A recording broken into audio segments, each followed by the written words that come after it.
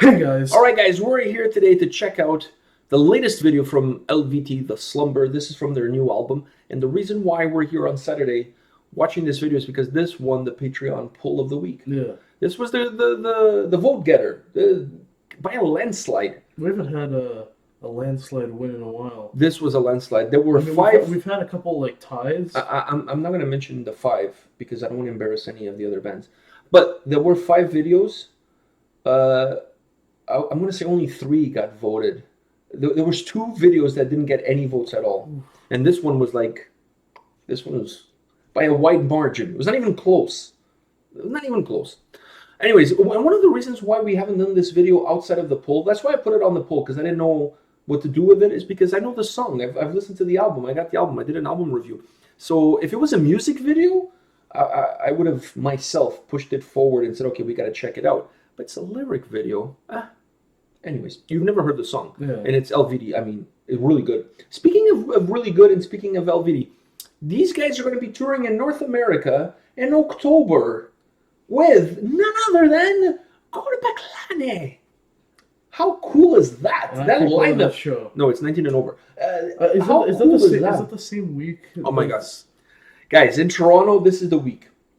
On Monday, Eluveitie Korpiklaani. On Tuesday, Jinjer. They're North American headlining show, so they're going to be playing like a big set because they're the headliners. Which is another... What's another one you can't go? It's not all ages. Then on Wednesday, Amon, Amarth, Arch Enemy, At the Gates, Grand Magus. Like, what a killer week! That one you can go to. But that's like I would have been so 3 days in a row, right? 3 days in a row. So I'm actually going to take that week off from work because, dude, there's no way I can go to a concert 3 days in a row, come home like at 2 o'clock in the morning, go to work at 5. I'll be in a coma by the time Wednesday rolls around. Anyways, Eluveitie, the Slumber. Are you ready to check this out? Yeah.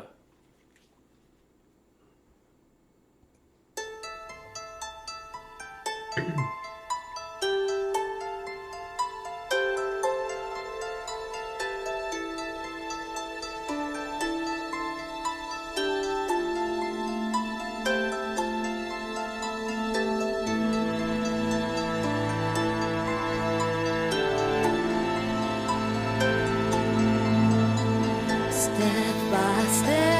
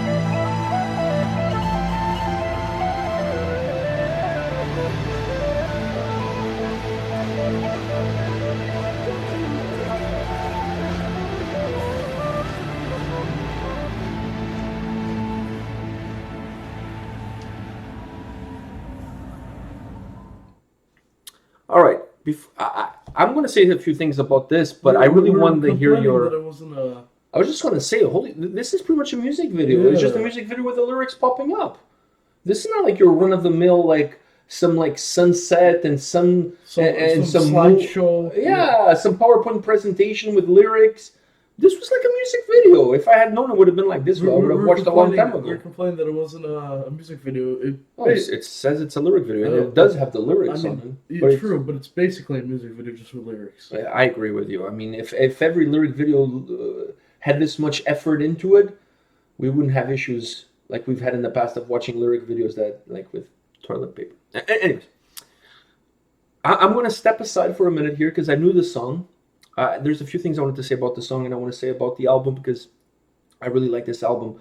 But I want to get your take on it. Your first time listening to this song, what did you think of the song? So much flute being used. That's not a bad thing. It's not a bad incredible thing. It's an amazing thing. I love the kind of part in the middle where it just starts with the flute. Like a flute solo. Yeah. Instead of a guitar solo or a hurdy-gurdy or whatever, you get a flute solo. You get a flute solo. And then it kind of like, at the end of the song, it's kind of drifting away with more flute. And the flute was really nice. It was uplifting. It was uplifting. But in between that flute, the song is, the drums and the guitars are a bit heavy. Yeah. So the flute and her vocals are the light. Yeah. And are calming the song down, and the harsh vocals, the guitar and the drums are what's really making the heavy parts of the song. So don't you feel that this song? I can't remember if I picked this song as one of my top 3 for the album review, but don't you feel like this song really creates a dynamic between darkness and light? Yeah. So you have, and then they kind of come together in the end when they're singing together. Exactly. But you have the dynamic of the guitars and the drums and his harsh vocals as the darkness that embraces the song, and you have the flute and her vocals as the light that comes in and breaks through the darkness. Don't you get that vibe? Yeah. So this song to me is kind of a microcosms of what you get through the whole record. For those of you that haven't heard the record, this album really feels to me like a dynamic between light and darkness, and they really used the male harsh vocals with the guitars and the drums as the darkness, not just on this track, I'm talking about like on the other tracks. And they used her voice and the hurdy-gurdy and the flute and the more folk elements as the lightness, as the light coming in through the darkness, finding its way through the darkness. Those parts where they kind of come together were really nice. There's some parts where the two come together, almost like a clashing of two worlds, you know what I mean? So this song is the perfect microcosms of the whole record. Because the whole record, in my opinion, my humble opinion, I really felt that the whole album was about the dynamic of darkness, evil, and light, and good. The whole album, I felt like it was a power struggle between the yin and the yang, like these two. And they were always represented by the same elements. You had his harsh vocals, the guitars and the drums. More of the metal things. More of the metal, traditional sounding instruments as the darkness. And then the lightness was more of the folk. The folk elements in her voice were the lightness. I felt that way throughout the whole record. Every song, some songs more than others. Like it's not like every song is like this one. Exactly. Some songs more than others. But regardless, if you sit back, you listen to the whole album, you really feel like the whole album is about darkness and light and the struggle between good and evil and that darkness and that light. And then in certain parts, like in this song, they come together. It's really like, it feels like when the waves hit a rock, like on a precipice, you know what I mean? Like it's just, there's this clash of two worlds happening. Another thing I want to mention about this record is this record has a real cool atmosphere to it. When you're listening to this record, you feel like you're in a campfire, like you have some tents in the background. You set up a fire. Everybody got around the fire, and there's one person telling a story, right? They're telling everybody a story. So this whole record, the way it sounds, the way the songs kind of bleed from one, like this song bleeds into the next one. So the way the songs, that's why I said to be continued. That's the story aspect, because there is a storytelling aspect to this record.